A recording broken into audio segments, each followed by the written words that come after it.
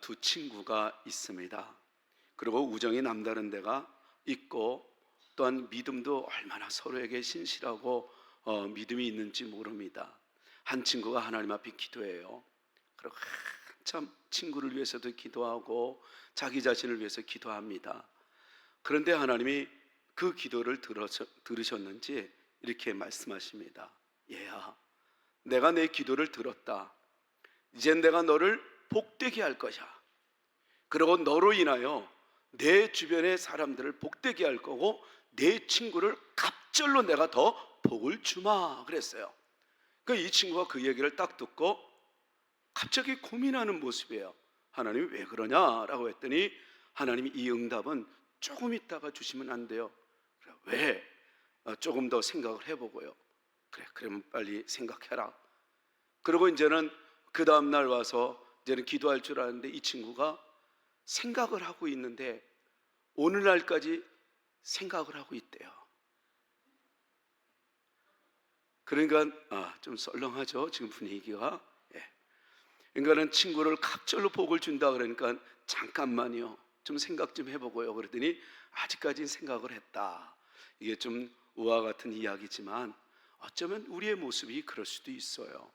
참 내가 복을 받고 또 남을 복을 받는 것도 좋지만 남이 나보다 더 잘되고 더 갑절의 복을 받기를 원하는 것은 성도예요. 그것은 일반 사람들이 가질 수 있는 그런 여유가 없어요. 근데 성도들은 그렇게 마음을 가져야 되죠. 아브라함에게 하나님이 나타나셨어요. 그리고 내가 너를 복의 근원이 되게 할 거야. 그리고 너로 인하여 모든 민족이 복을 받을 것이다. 그리고 내가 주는 이 복은 너보다 내 자녀에게, 내 자녀보다 내 후손들에게 점점점 내려갈수록 내가 더 윤택하고 복을 줄 거야. 이런 내용이었어요. 그러니까 너는 딱 하나의 조건이 뭐냐면 내가 너에게 보여줄 땅으로만 가라. 그게 조건이에요. 이 아브라함은 그 이야기를 듣고 아멘 하고 그 길을 걸어가죠. 왜요? 아브라함은 자기가 누구인 줄 알았어요. 처음에 자기는 아브람, 이 세자로 이름이 시작된다는 거 알아요. 그리고 이제 하나님을 만나고 하나님이 이제는 복된 이 당신의 아들이 되었다는 걸 알고 이제 아브라함으로 바꿔요. 그 해석이 완전히 다르죠. 아브라함이라는 단어는 세상에서 태어나서 얻은 이름이고 또 그 속에는 뭐냐면 우상 숭배자라는 단어예요. 아브라함이라는 것은 뭐냐면 우상 숭배자였으면 지어지질 않아요. 그러나 그것은 과거이고 이제는 새로운 우상을 섬기는 자였지만 이제는 새로운 자로 나간다라고 해서 하나님을 의뢰하는 그 이름으로 열국의 압이라는 이 이름으로 새롭게 이름을 얻습니다. 이 아브라함은 정말 자기 자신이 누구인가를 누구보다도 알았던 이유는 바로 뭐냐면 하나님이 나를 선택한 이유가 도저히 어떤 것도 없다는 거예요. 물론 이제 세상 사람들의 기준, 회사에서 이제 채용을 할 때 기준들이 있어요.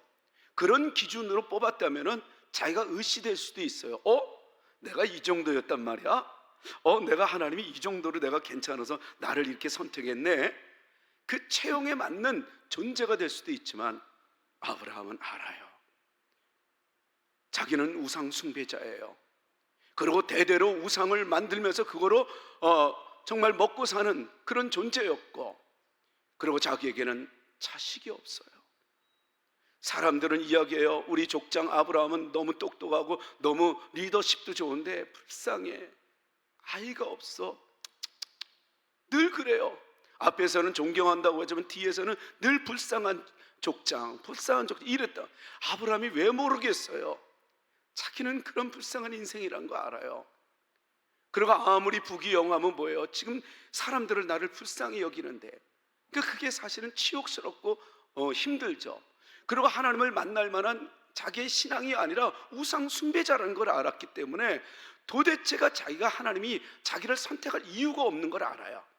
그런 자기에게 나타나셔서 내가 보여줄 땅으로만 가면, 너는 내가 보여주는 그 땅, 그것을 믿고 가면 그 믿음으로 인하여 내가 너를 자식을 줄 뿐만 아니라 너로 통해서 내가 복을 주고, 그리고 또 너로 통해서 모든 민족을 내가 복을 줄 거야 라고 했단 말이죠. 이것은 자기가 자격이 있어서 주는 복이 아니라 전적 은혜, 하나님의 은혜라고밖에 얘기할 것이 없는 이 아브라함. 저는 오늘 예배하는 여러분들이 여기에 앉아 있는 것이 아니라, 여러분들이 똑똑해서 여러분들이 대단해서 앉아 있는 것이 아니라 가만히 되돌아보면 호흡하는 것조차도 하나님의 은혜였음을, 당연한 것들이 아니라 하나님의 은혜였음을 고백할 수 있는 지혜자들, 신앙인, 하나님의 백성이 되기를 주의 이름으로 축원합니다. 여러분, 우리가 들을 수 있는 게 당연한 거였다고요? 아니었어요. 어느 날 갑자기 귀가 아파요. 근데 들려지지 않아요. 어느 날 갑자기 머리가 아파요. 이게 정말 들려지지 않을 뿐만 아니라 생활이 안 돼요. 어느 날 소변이 안 나와요. 생활이 안 돼요. 이런 일들이 우리 주변에 너무 많이 일어나요. 그런데 그들에게는 소원이 뭐냐면 오줌을, 소변을 실컷 보는 거예요. 귀를 꼭 듣고 싶은 거예요. 한번 보는 거예요. 그리고 한번 두통 없이 살아보는 게 그들의 소원이지만, 그 소원을 우리는 다 누리고 있는 우리는 지금 이 시간에 어떤 마음으로 예배하고 있습니까? 저는 여러분들, 당연한 것이 아니라 모든 것이 하나님의 은혜임을 고백할 수 있는 겸손하고, 이 세상을 살아가는데 세상 사람들, 세속주의자들하고 다른, 우리는 언제나 하나님의 은혜를 찬양하는 거룩한 백성이 되기를 진심으로 축복합니다. 오늘 이 본문이 사실은 그걸 이야기하고 있어요. 여기서는 우리가 26절에서 29절까지는 자라나는 씨앗에 대한 이 비유를 들어요. 하나님의 나라는 마치 이와 같다라고 얘기해요. 그러니까 예수님이 하나님의 나라에 대해서 설명을 할 때, 하나님의 나라는 자라나는 씨앗인데, 이 씨앗의 특징이 뭐냐면 스스로가 자라난다는 거예요. 땅이 스스로 자라나게 한다는 거예요. 그래서 자기 자신도 언제 자라는지 모른다는 거예요. 농부도 역시 마찬가지래요. 그리고 언제 자라는지 모르고, 자라남의 이 특징은 바로 뭐냐면 싹이 이제는 이삭이 되고, 이 이삭이 이제는 뭐가 돼요? 이제는 열매를 맺는다는 거예요. 그리고 이 열매를 맺을 쯤 되면 29장이 뭐라 그러면 사람들이 낫을 된다는 거예요. 죽음을, 이거를 이제는 그 종말이 온다는 얘기겠죠. 그래서 이제는 열매를 맺으면 이제 낫을 되는 거예요. 그러니까 낫을 언제, 하나님의 종말은, 하나님의 마지막은 언제 온다는 거예요? 열매가 익을 때 온다는 거겠죠. 그럼 많은 사람들이 이제는 익고 더 이상, 그래서 열매를 언제 따냐면 익을 때, 그리고 또 열매를 미리 따는 경우도 있죠. 썩어갈 때. 그래서 우리 하나님의 따는 이 특징은, 익거나 있으면 안 될 썩어가는 이 종자는, 나무가지는 그 자리에서 잘라버린다는 거예요. 그러니까 우리 인생의 마지막도 역시 마찬가지예요. 하나님이 보시기에 잘 익어갈 때, 이제 됐다, 고생했다, 고맙다, 내 일을 너가 대신해줘서 고맙다, 너 때문에 많은 사람들이 행복하게 되어서 내가 너무 행복하다. 그리고 때가 되면, 이 모세가 120대 부르는 것처럼 우리도 때가 되면 수명을 다해서 사는 사람들이 아니잖아요. 적어도 우리 성도들은 말입니다. 우리는 사명으로 사는 사람들이잖아요. 그래서 때가 되면 하나님이 다 부르시는 거예요. 그게 익을 때예요.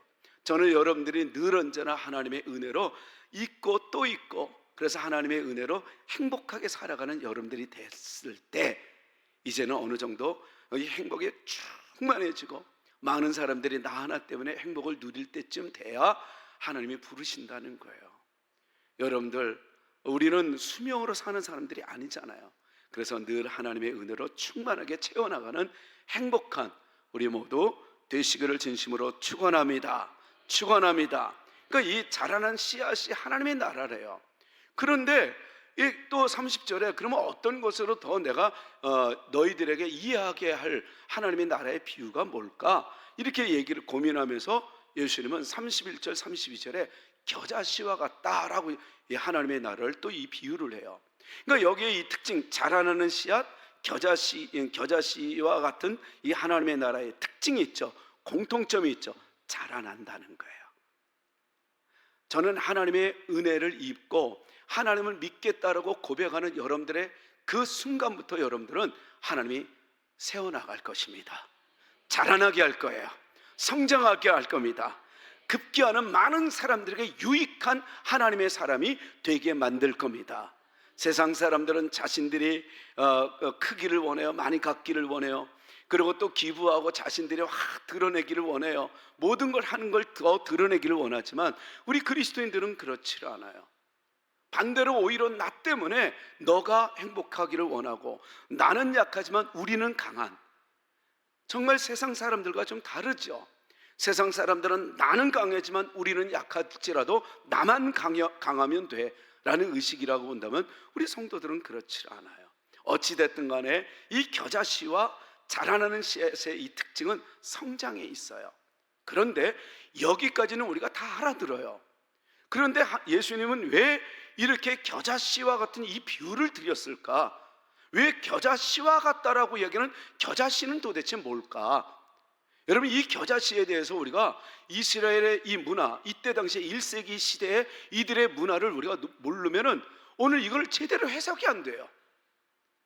다시 말해서 왜 예수님은 그 많은 하나님 나라의 비유에 대해서 많은 것이 있는데도 겨자씨를 왜 들어서 이야기를 했을까 봤을 때, 이 유대인들에게 이 겨자씨는 이 하나의 잡초와 같았어요.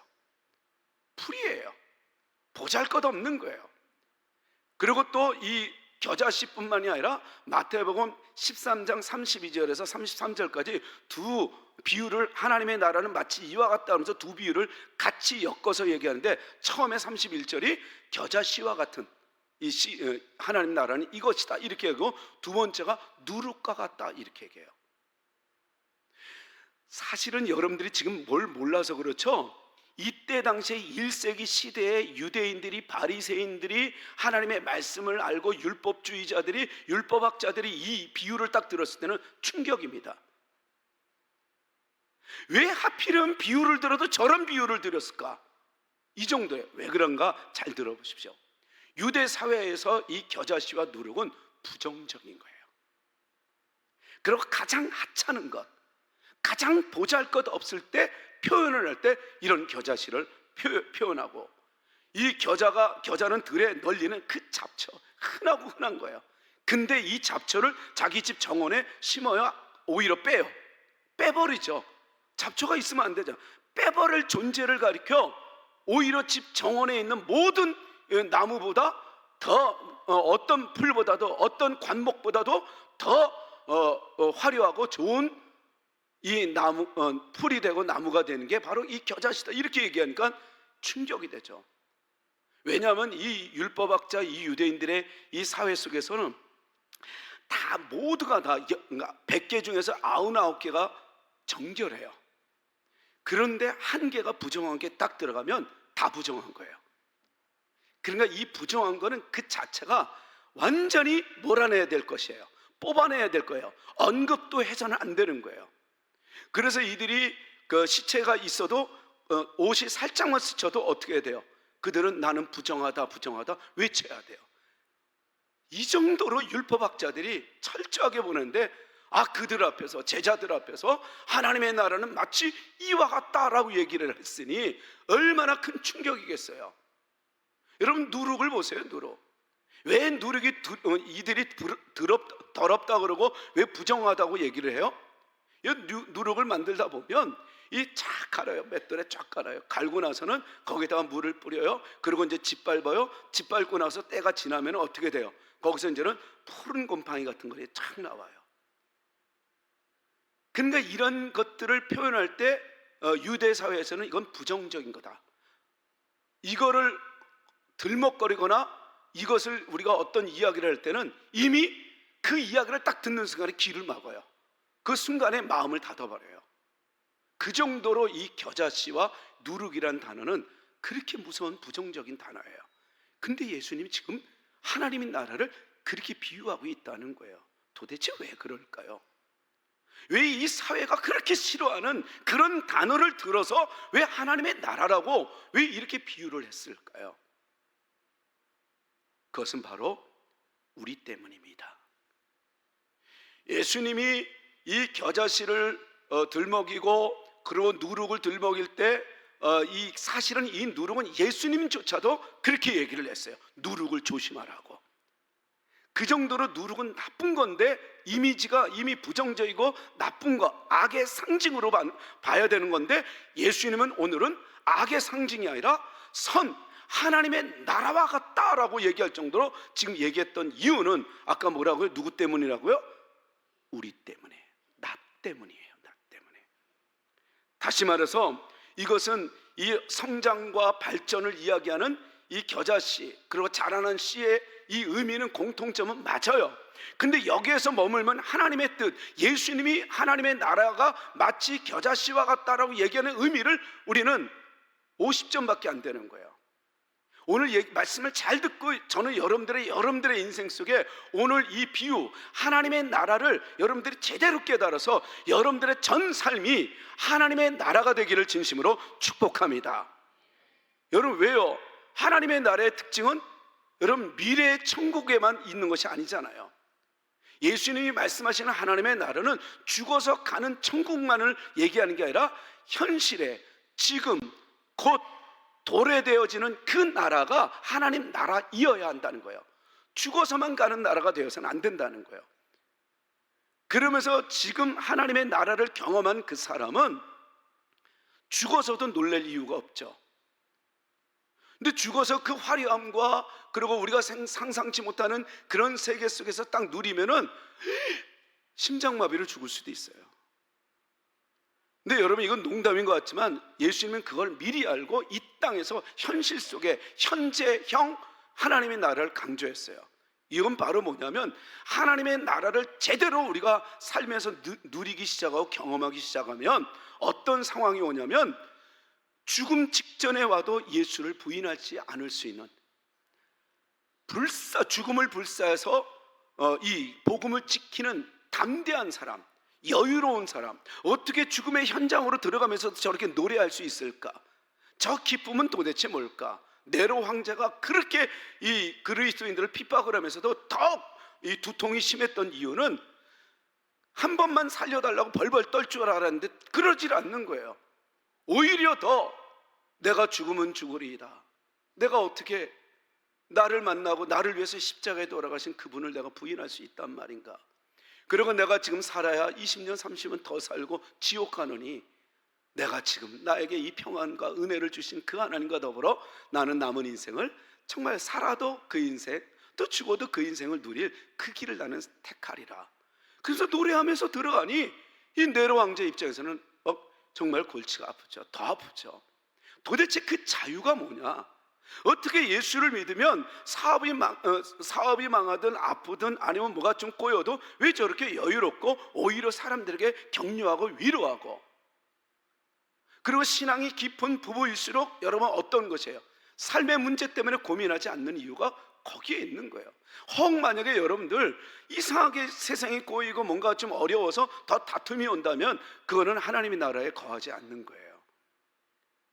그러니까 하나님의 나라는 이렇게 행복한 나라, 미래에만 거하는 것이 아니라 현재에도 거하는 이 나라, 이 나라가 도대체 왜 이게 가능할까 보니까 하나님의 나라는 어떤 지역이 아니라 통치의 개념이었어요. 그러니까 내가 어디로 가는 게 하나님의 나라가 아니라 내가 지금 하나님께 통치를 받느냐 그러지 못하느냐가 하나님의 나라냐 아니냐, 이 결정되어진다는 거예요.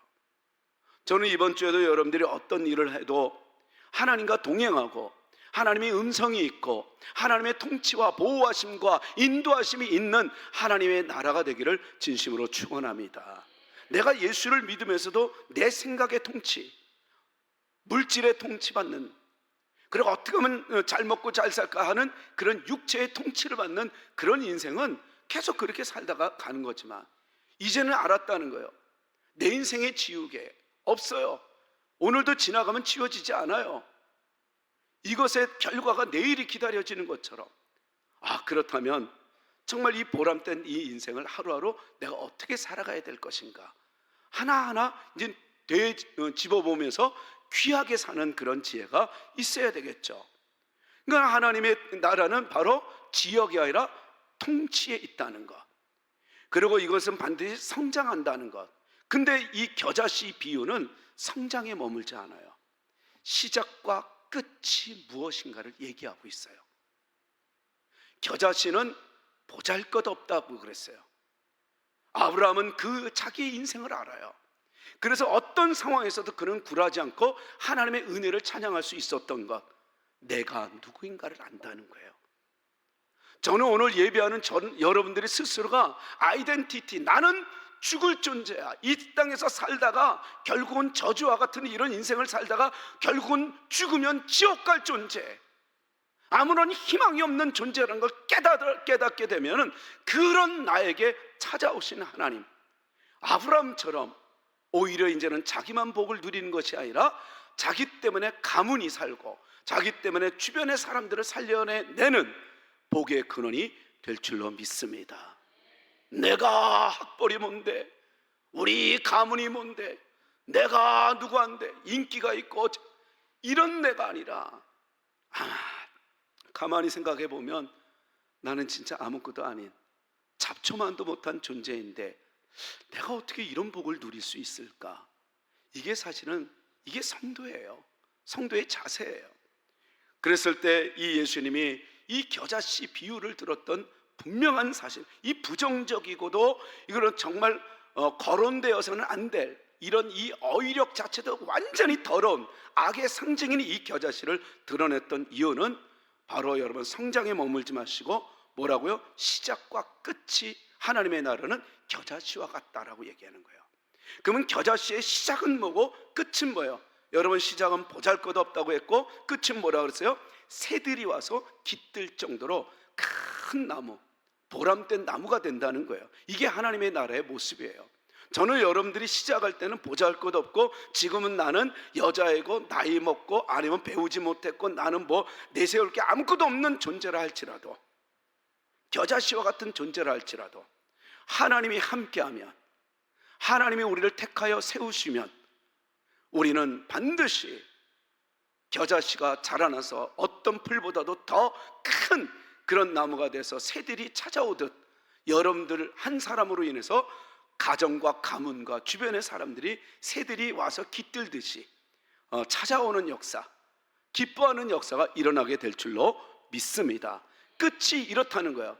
그러니까 우리에게는 놓쳐서는 안 될 신앙인이 있죠. 신앙관이 뭐예요? 우리의 인생은 다윗처럼 확정되어진 존재라는 거예요. 하나님의 손에, 하나님의 계획에 확정되어진 존재라는 거예요. 그러면 우리는 게으르면 되겠네요? 아니에요. 이건 구원파예요. 과정이 있어야 돼요. 우리는 뭐 어차피 내가 게으르고 내가 악하게 살아도 잘 될 텐데요. 이건 거짓말입니다. 그래서 예수님이 뭐라 그래요? 너희들은 이미 확정되어진 왕족이고, 확정되어진 너희들은 이미 승승장구하고 승진할 수밖에 없는 이미 사장이 인정하는 사람이 되었어. 그러면 그 다음부터는 어떻게 돼요? 더 잘해야 되겠죠. 더 준비해야 되겠죠. 그러면 우리는 승진은 당선되는 거는 이건 그냥 식은 죽 먹기가 되듯이 우리는 신앙을 지켜나가는 자세가 있어야 된다는 거예요. 그래서 오늘 우리 이 겨자씨의 시작과 끝을 기억하면서 여러분 이거 잊지 마십시오.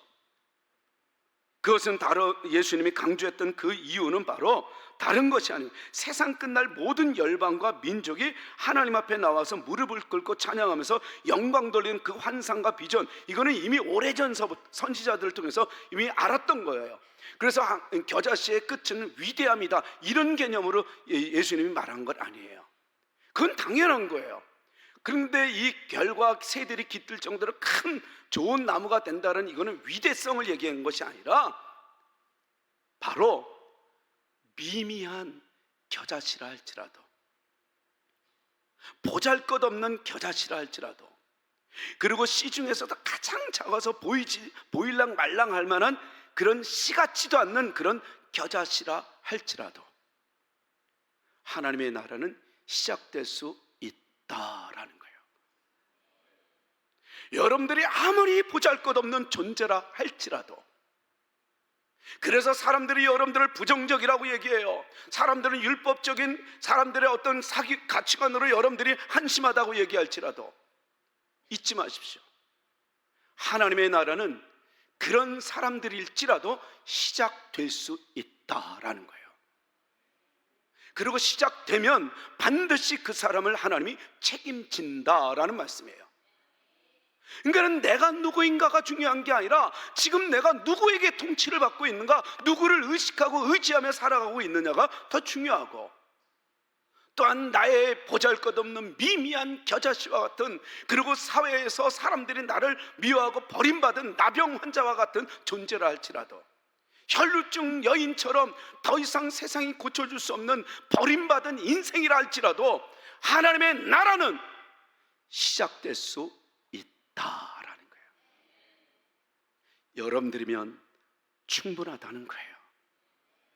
하나님이 선택함에 감사하고, 그리고 그 은혜에 감사하여서 이렇게 예배를 드리는 여러분들이라면, 아니 여러분들이라면 충분할 뿐만이 아니라 여러분들, 겨자씨와 같은 여러분들도 꽤 괜찮은 사람이라는 거예요. 저는 여러분들이 오늘부터 여러분들의 거울을 보면서 이렇게 외쳤으면 좋겠어요. 그래, 나 겨자씨와 같아. 그래, 나 누룩 같은 존재야. 남들에게는 아무런 희망이 되지도 못했고, 그동안에 내가 남들이 나를 우습게 보는지 모르지만 내 안에 하나님의 나라가 시작됐어. 하나님의 은혜가 시작됐어.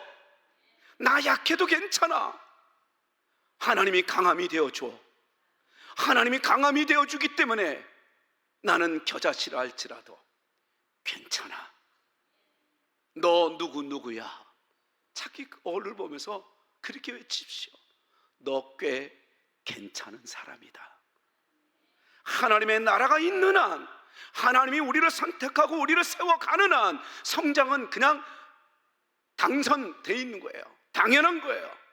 그런데 성장에 머물지 않고 우리에게는 100점이 바로 뭐예요? 겨자씨와 같은 존재라 할지라도 하나님의 나라는 시작되고, 하나님의 나라는 성장되고, 하나님의 나라는 많은 사람들에게 유익을 끼칠 수 있는 거대한 축복의 거목이 될 수 있다라는 말씀입니다. 우리 기억합시다. 아브라함은 보잘것없는 자기 자신이라도 이제 알았어요. 그리고 이제는 자기 자녀를 보니까 하나님의 복을, 약속대로 복을 누리기 시작해요. 진정한 복은 바로 뭐냐면 자기가 가졌던 그 믿음을, 이삭이 더 큰 믿음을 갖기 시작해요. 믿음으로 더불어 얻어지는 이 삶의 유익함은, 이거는 그에게 축복이라고 여기지 않아요. 이거는 그냥 하나의 하나님이 주시는 덤이에요. 저는 여러분들의 진정한 축복, 하나님 나라가 늘 시작되고 성장되어지기를 진심으로 축원합니다. 거기에서 오는 덤으로 오는 육체적인 이런 유익함, 윤택함, 이거는 여러분 그냥 여러분들이 그냥 감사만 하면 되는 거예요. 여러분들이 스스로가 누구라 할지라도, 나라는 이런 존재, 하찮은 존재라 할지라도 하나님의 나라는 시작될 수 있는 거였구나. 하나님의 은혜는 시작될 수 있는 거였구나. 하나님은 나를 사랑할 수 있는 분이었구나. 하나님은 나를 통해서도 일하시는 분이었구나. 여러분, 그것을 그 믿음으로 가져서 누가 만나도, 누구를 봐도 이제 여러분 하나님이 보여줄 그 땅, 하나님이 보여주는 그 말씀을 부여잡고 나아가는 겨자씨들이 되기를 주의 이름으로 축원합니다. 사실은 유대인들한테 겨자씨가 되기를 축원합니다 그러면 돼지와 같은 이야기예요. 그들은 돼지를 먹으라는 건 죽으라는 소리예요. 여러분, 이 돼지에게, 돼지 새끼에게, 돼지 울에게 진주를 던지는 것은 이건 말도 안 되는 거잖아요. 예수님이 그렇게 비유를 들 때 유대인들이 얼마나 화를 냈어요. 건방지게 이게. 여러분, 이 돼지는요, 겨자씨는, 누룩은 욕이에요, 욕.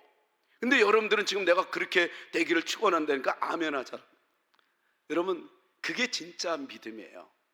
누가 나를 욕해도 나에게는 하나님의 나라가 시작됐다. 누가 나를 업신여겨도 나는 하나님이 나를 사랑하신다. 나의 믿음은 하나님의 나라가 시작되었고, 시작되면 곧 성장이었고, 성장은 곧 새들까지도 깃들 정도로 나는 큰 축복의 거목이 될 거야. 이런 확신을 가지고 연약할수록 겨자씨처럼 보일지라도 하나님의 나라는 시작된다는 이 의식을 가지고 이번 한 주간 승리해 나가는 우리 모두 되십시다.